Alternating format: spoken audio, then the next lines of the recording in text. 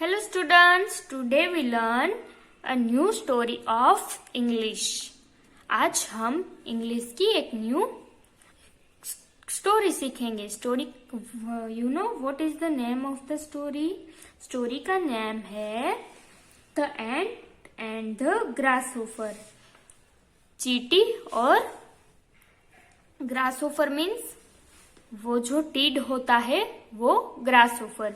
देखो आप लोगों को पिक्चर में यहाँ पे ये है ग्रासहोफर और ये है एंट. तो ग्रासहोफर कहाँ रहता है? ग्रासहोफर है वो घास का एक कीड़ा है. इसे टीड भी बोल सकते हैं हम लोग. और ये इनका नाम क्या है? ये है ग्रासहोफर, ये है एंट. तो हम इनकी एक न्यू स्टोरी सीखेंगे. So the ant and the grasshopper. चींटी और एक टीड.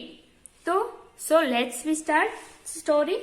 वन डे, एक दिन, गोपू द ग्रासहोफर. ग्रासहोफर था उनका नाम. क्या था? उनका नाम था Gopu.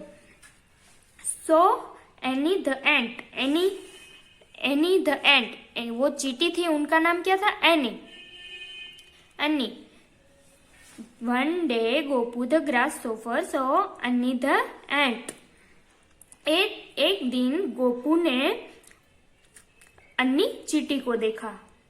She was climbing her until with a bag full of grains.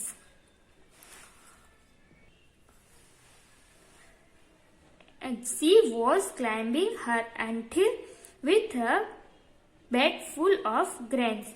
वो चींटी थी. वो एंटिल मीन्स चींटी का जो घर होता है उसे एंटिल बोलते हैं. तो वह अनाज के भरे बैग के साथ अपने एंटिल पे चढ़ रही थी.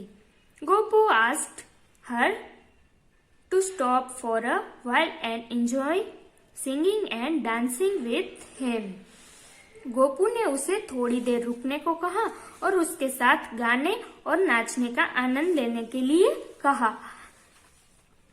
गोपू वो जो ग्रासहोफर था उसने अन्नी को बोला कि तू मेरे साथ थोड़ी देर नाचने गाने का आनंद ले. हम दोनों साथ में मिलके नाचने गाने का आनंद लेते हैं. सिंगिंग मीन्स गाना.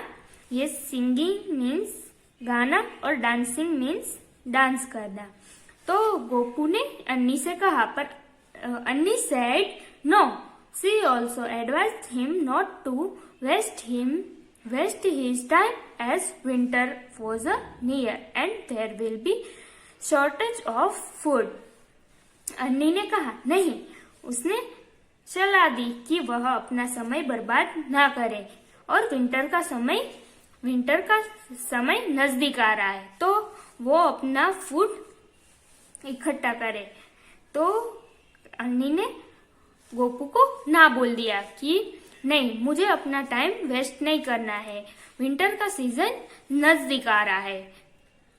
अन्नी उनके लिए फूड इकट्ठा कर रही थी. But Gopu did not listen and kept on lazing away the summer days. लेकिन गोपू ने बात नहीं मानी और गर्मी के दिनों को टालता रहा. वो आलसी बनता रहा. गोपू ने अन्नी की बात नहीं मानी. Gopu did not listen, kept on lazing away the summer days. Summer days means जहाँ पे समर में हमें गर्मी लगती है. लेजिंग मीन्स आलसी. गोपू ने अन्नी की बात नहीं मानी और वो गर्मी के दिनों को टालता रहा. वो आलसी बनता रहा. In winter time Anni stayed indoor as it's not outside her until. Winter time, सर्दियों के टाइम में अन्नी अपने घर के अंदर ही थी और अन्नी का जो घर था उनके बाहर बर्फ वर्षा हो रही थी, बर्फ पड़ रही थी और बहुत ठंड लग रही थी. वन डे, एक दिन, there was a knock at her door. एक दिन उनके दरवाजा नॉक हुआ. In a winter time Annie stayed indoor at is not outside her and, क्योंकि अन्नी सर्दियों में अपने घर के अंदर रहती, क्योंकि उनके घर के बाहर एंटहिल के बाहर बर्फ पड़ रही थी, तो वो अपने घर पे ही रहती थी। One day there was a knock her at her door, एक दिन उनके दरवाजे पर दस्तक हुई, दरवाजा नॉक हुआ। एनी आंसरेड द डोर, एनी ने दरवाजे पे दो दस्तक आई थी, उनका आंसर दिया। इट वॉज अ गोपू, वो गोपू था। He said that he had run out of food, वो फूड लेने के लिए जो गोपू था वो बाहर गया था। इतनी सर्दियों में गोपू अपनी फूड ढूंढने के लिए वो बाहर गया था। He said that had run out of food, वो गोपू था, वो अपने फूड के लिए बाहर गया था। Annie took pity on him, अन्नी को उनपे दया आ गई। She gave him food, अन्नी ने गोपू को खाना दिया। She gave him food along with a lesson, अन्नी को गोपू पे दया आई, उन्होंने उसे फूड दिया। Along with a lesson that he would never forget, हमें ये लेसन से ये सीख मिलती है कि कभी भी हमें